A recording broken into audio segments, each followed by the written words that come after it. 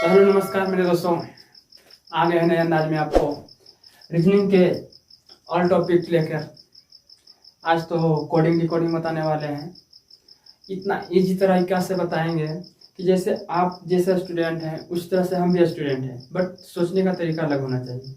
जैसे मेरा YouTube channel का नाम है मैथ की दुनिया, तो आपको उसी दुनिया में लेकर चलेंगे। मैथ की दुनिया, मैथ एंड रीजनिंग दोनों बताएंगे। तो बस रीजनिंग का मतलब ये होता है सोचना, कि आपके माइंड कितना सोचता है। जो माइंड पे कंट्रोल कर लिया, जो क्वेश्चन को समझ लिया, उससे रीजनिंग बन गया। रीजनिंग कोई मैथ नहीं है, कोई कैलकुलेशन नहीं है, बशर्ते उसमें माइंड लगना बहुत जरूरी है। तो चलिए इसी पर तरह से बताते हैं। ये आखिर ये हम भी सोचेंगे कि कोडिंग डिकोडिंग का क्वेश्चन अगर आ गया ऑल कॉम्पिटिटिव एग्जाम में, एसएससी, जीडी, रेलवे, कोई सा भी हो, रीजनिंग एक ऐसा पार्ट बन चुका है कि हर कॉम्पिटिटिव एग्जाम में 25 क्वेश्चन, 50 क्वेश्चन, 75 क्वेश्चन हर एग्जाम में आता ही आता है। तो इसलिए मैथ से कई ज़्यादा पोर्शन ज़्यादा हो जाता है रीजनिंग का, तो इसलिए रीजनिंग समझना अति आवश्यक है। तो चलिए आज जैसे हम लोग बताते हैं रीजनिंग में कोडिंग और डिकोडिंग। तो पहला सवाल जैसे क्या है कि शुभम को लिखा है TVCIBM। तो शुभम को लिख दिया, ये तो किस तरीका से लिख दिया आप ही जैसे हम भी सोचते हैं। चलिए हम भी सोचते हैं, ये नहीं कि बस देखे कहीं से बना लिए, वैसा नहीं। चलिए अगर आपके सामने ऐसा क्वेश्चन आ जाए तो आप किस तरीका से दिमाग लगाएंगे, उस तरीका से पहले चलिए पहले चलिए देखते हैं कि शुभम को लिख दिया है TVCIBM। तो इसको पहले सीट अरेंजमेंट की तरह बैठा लेना है। सीट अरेंजमेंट करने का मतलब है कि किसका प्लेस वैल्यू कितना है। जैसे यस का प्लेस वैल्यू हमको याद करना जरूरी है। जैसे याद अगर नहीं है तो कहीं लिख लेंगे। ए आता है 1 पे, बी आता है 2 पे, सी आता है 3 पे। इसी के तरीका से याद कर लेना। जैसे यस आता है 19 पे, 19 लिख लिए। यू आता है 21 पे, बी आता है 2 पे, एच आता है 8 पे, ए आता है 1 पे, एम आता है 13। इसका भी इस तरीका से लिख लेंगे।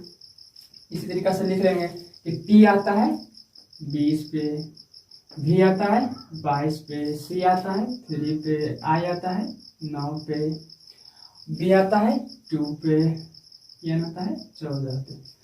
तब अगर इससे हमको समझ में नहीं आया तो इसका प्लेस वैल्यू से दिमाग लगाएंगे। बस सिर्फ दिमाग लगाना कि फर्स्ट लेटर का फर्स्ट लेटर से मिलाएंगे क्या हुआ। तो यहाँ का फर्स्ट वैल्यू कितना है, यस का प्लेस वैल्यू है 19, तो टी का कर दिया 20। यानी यहाँ पे किया क्या कि एक प्लस कर दिया, 19 से हो गया 20। फिर यहाँ पे यू था 21 पे, तो भी आ गया 22 पे, तो इसका भी क्या कर दिया है। यानी कि इससे हमको पता चल गया, इससे कि मेरा कंसेप्ट क्लियर हो गया कि एक एक प्लस कर रहा है। इसी से हमको पकड़ा गया। इसमें सत्यम का पूछ रहा है तो सत्यम को उसी तरीका से प्लेस वैल्यू अगर याद है तो लिखने की जरूरत भी नहीं है। बस याद है यस 19 पे है तो 21 पे क्या होगा, 20 पे क्या होगा, ए 1 पे है 2 पे क्या होगा। बस जब जैसे उसमें ऐड कर रहा उसी तरीके से इसमें ऐड कर देना। चलिए इसका भी प्लेस वैल्यू पहले लिख देते हैं। यस का 19 हो गया, एक का ए हो गया, टी का 20 हो गया, बाई का 25 हो गया, ए का 1 हो गया, एम का 13। इसी तरीका से क्या किया है, एक एक प्लस किया था, हमें प्लस कर देंगे। सिंपल सी बात है, दुनिया ऐसा कर रहा है। तो 19 का ये 19 का आगे क्या होगा 20, 20 का क्या हो जाएगा टी, एक का आधा क्या, एक के आगे क्या होगा 2, 2 का बी, 20 के आगे क्या होगा 21, 21 में क्या होगा यू, बाई के आगे क्या होगा जेड। ऐसे भी लेटर से भी समझ सकते हैं, एक एक आगे बढ़ना है, बाई के आगे जेड, एक के बी, एम के एन, हो गया बन गया। इसका भी प्लेस वैल्यू का लिखेंगे तो इसमें पता चलेगा कि एक एक ऐड हुआ। समझ गए। बस इसी तरीका से दिमाग लगाना कोडिंग डिकोडिंग में, और कुछ भी नहीं। बस प्लेस वैल्यू अगर याद है तो आपको बन जाएगा। जैसे कि दूसरा क्वेश्चन में देखते हैं, साधना को लिख दिया है XFIMFSF। इसका ऐसे इस तरीका से अगर दिमाग लगाएंगे तो कभी भी दिमाग नहीं लगेगा। अगर कहीं भी कोडिंग डिकोडिंग का क्वेश्चन आए तो उसमें सबसे पहले आपको उसका प्लेस वैल्यू समझना है। प्लेस वैल्यू से समझना है, समझने के लिए उसको याद कर लेना बहुत जरूरी है। याद हो जाएगा अगर कॉपी में 3-4 मतलब लिखिएगा, याद हो जाएगा। चलिए इसका भी प्लेस वैल्यू लिख लेते हैं। यस का 19, ए का 1, डी का 4, एच का 8, ए का 1, एन का 14, ए का 1। इसका भी लिखते हैं 24, 6, 9, 13, 6, 19, 6। अब यहाँ पे ध्यान देते हैं क्या हुआ, क्या आखिर आप ही जैसा हम भी सोचते हैं। जैसे आपके सामने अगर पहले आ जाए क्वेश्चन तो आप क्या करने लगेंगे, कैसे कर दिया, कैसे कर दिया, नहीं किया तो कुछ नहीं किया, बस उसका प्लेस वैल्यू अगर लिख देते हैं उससे पता चल जाएगा। फर्स्ट लेटर लेते हैं 19 पे, यहाँ आ गया 24 पे, तो क्या किया, तो 19 से कितना आगे बढ़ा, 25, 19 से 20, 21, 22, 23, 24, 5 आखिर आगे बढ़ा। तो ये नहीं कि एक पे 5 बढ़ा है, दूसरा पे अगर दूसरा बढ़ जाए तो फॉलो नियम करेगा, अगर एक पे बढ़ा है तो उतना ही नियम उस पर भी फॉलो करना चाहिए। तो दूसरा देखते हैं, एक ए है, एक ए पर 1 आया है, तो आगे देखते हैं क्या किया, 6 कर दिया, तो उस पर भी क्या किया, +5 हो गया, इस पर भी +5 हुआ था, उस पर भी +5 हो गया, यानी हमको दिमाग में सेट हो गया कि साला क्या कर रहा है कि 5-5 अभी बढ़ रहा, उसमें 1-1 बढ़ रहा था, इसमें 5-5 बढ़ रहा।